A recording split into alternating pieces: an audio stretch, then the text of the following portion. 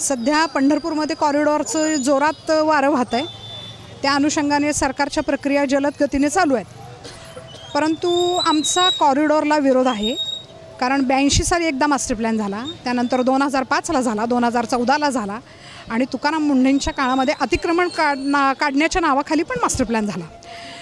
तुम्ही 6 वेळा जर घरं आमची बाधित करत असताल आणि त्यातनं साध्य जर काही होत नसेल तर त्याच्या कॉरिडॉरची काय आवश्यकता आहे. आता तसाही मंदिर परिसर हा प्रचंड मोठा आहे आणि आषाढीचा एकच दिवस पहाटे 5 ते दुपारी 1 वाजेपर्यंत तेवढीच गर्दी असते. तेवढ्याकरता तुम्ही 1000 लोकांना बाधित करणार हे अजिबात उपयोगाचं नाही. राहिला विषय पुनर्वसन, मोबदला, काहीच नको आहे आम्हाला.